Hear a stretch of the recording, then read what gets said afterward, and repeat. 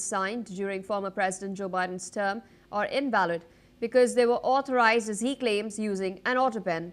He's made the assertion in a recent post on his social media platform, Truth Social, where he challenged the legitimacy of executive orders and other actions signed during the former Biden administration. Now, Trump has stated that the use of a mechanical signature device meant that key documents did not have direct presidential approval.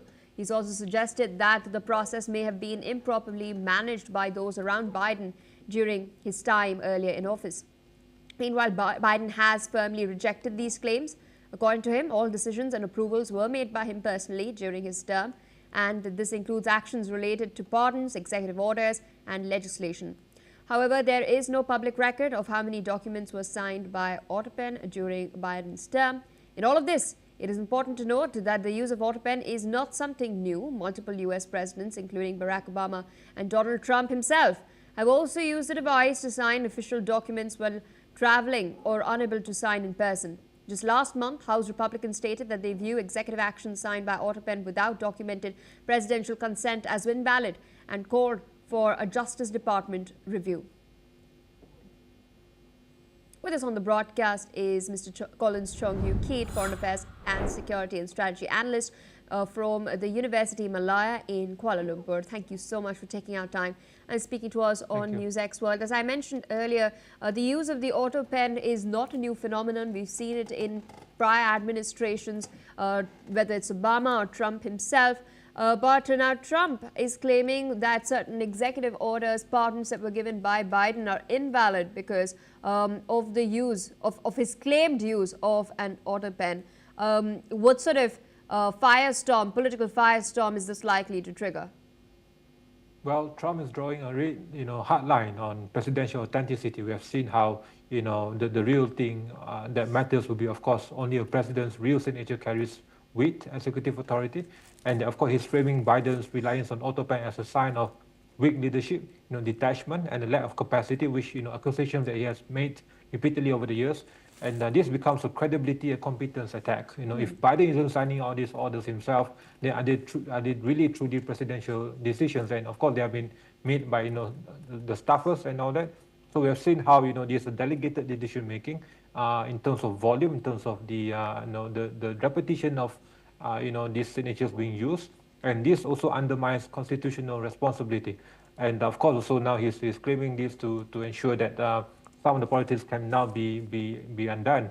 And of course, also by attacking the usage of autopen, Trump is indirectly attacking Biden's own stamina, health, and capacity in carrying out his responsibilities towards the American people. So this gives Trump a political and legal pretext and context to immediately unwind certain Biden's policies, and that they have to have this kind of rapid reversals in areas including on immigration, on border security, on student loans and all that. So this is a big win and strategic move by Trump to shift the narrative and to portray that Biden has been weak all along and that he has been relying a lot on his staffers, and he has seen now as a puppet and not as a true presidential capacity in terms of carrying out the true tasks needed as a president of the United States.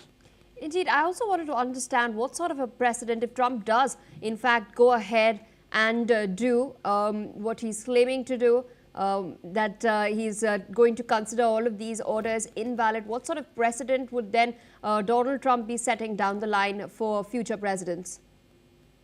I think you set a very strategic and a good precedent to future presidents, in that the president himself will need to have direct control on all the signatures of all the important documents, and to have to be in the know of the decision making processes, and it's not being seen as a shadow governance or a puppet to certain people, and that every order will need to be personally viewed and signed and being decided upon only by the president himself or herself. So it's a direct presidential leadership capacity in that sense.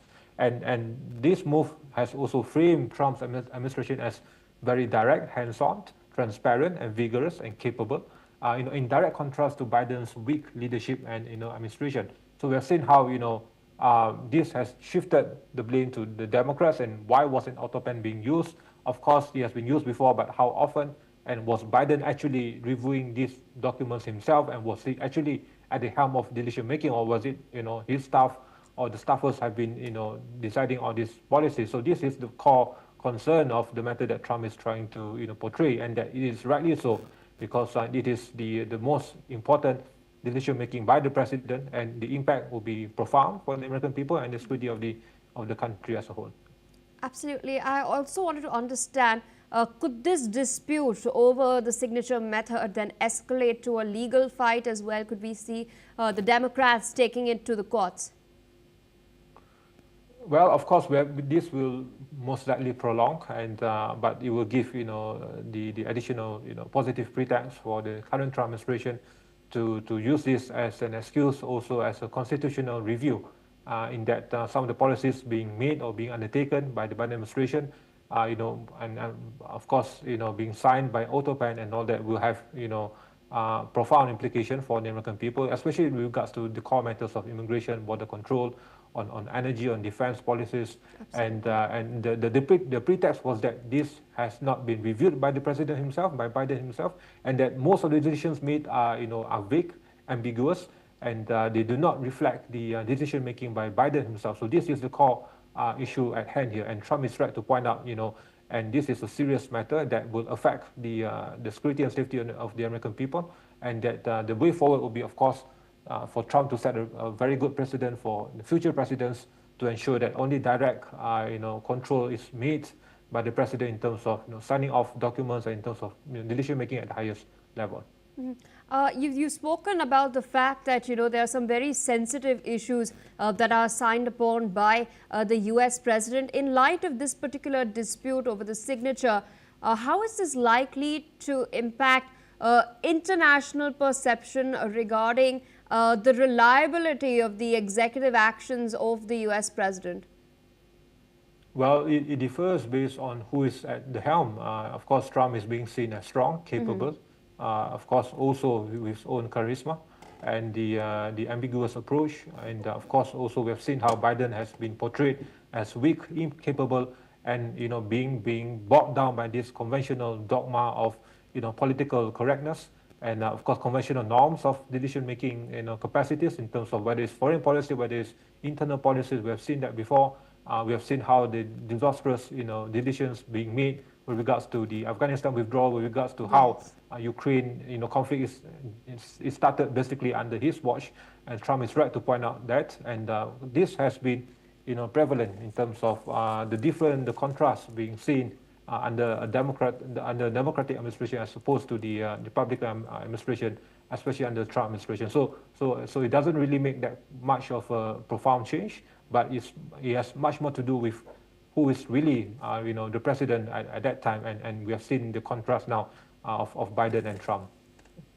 All right, so with that, I'd like to thank you for taking out time, of course, sharing your analysis with us on NewsX World.